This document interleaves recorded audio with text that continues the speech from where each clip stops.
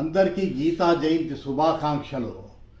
అందరికీ ఆ శ్రీకృష్ణుని కరుణా కటాక్షాలు లభించాలని కోరుకుంటూ, సరిగ్గా కురుక్షేత్ర యుద్ధ సమయంలో కర్తవ్య నిర్వహణ గురించి కృష్ణుడు అర్జునుడికి చేసిన హితబోధే భగవద్గీత.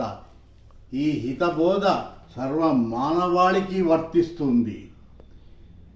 ధర్మక్షేత్రే కురుక్షేత్రే సమావేత యుయుత్సవః మామకః పాండవశ్చైవ కిమకుర్వత సంజయ.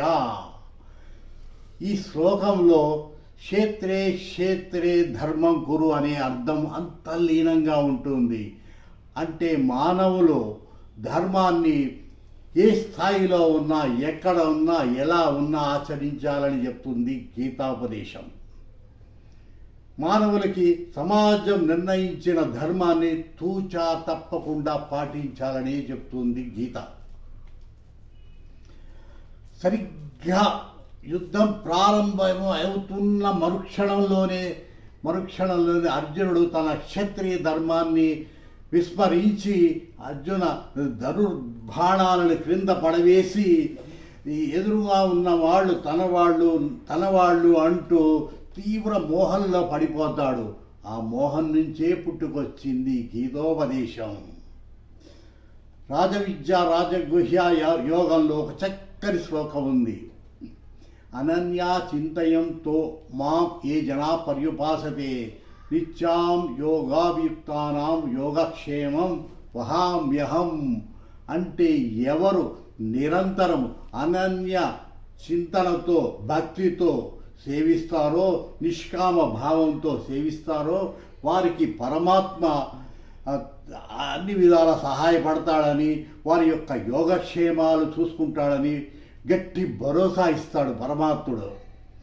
అనగా ఏ పనినైనా పూజాభావంతో చేయాలని, ఎటువంటి కర్మఫలమును ఆశ్రయించకుండా కర్తవ్య పాలన చేయమని భగవద్గీత చెప్తుంది.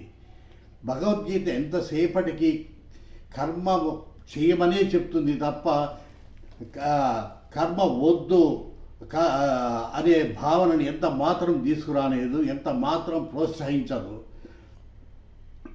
అలాగే చక్కటి శ్లోకం ఉంది. యత్ర యోగేశ్వరో కృష్ణ యత్ర పార్థో ధనుర్ధరః తత్ర శ్రీ విజయోర్భూతి దుర్వర్ణీతిర్మతిర్మమ.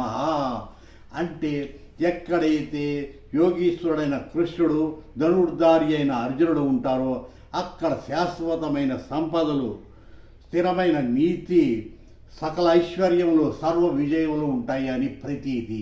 అంటే ఇంకా సూటిగా చెప్పాలంటే ఎవరైతే దైవానుగ్రహం కోసం పాటుపడతారో, కృషి చేస్తారో వారు, మరియు కర్తవ్య పాలనా ధ్యేయంగా పురుష ప్రయత్నం, మానవ ప్రయత్నం చేసేవారు ఎక్కడుంటారో వారికి అన్ని విషయములలో విజయం సాధిస్తుంది.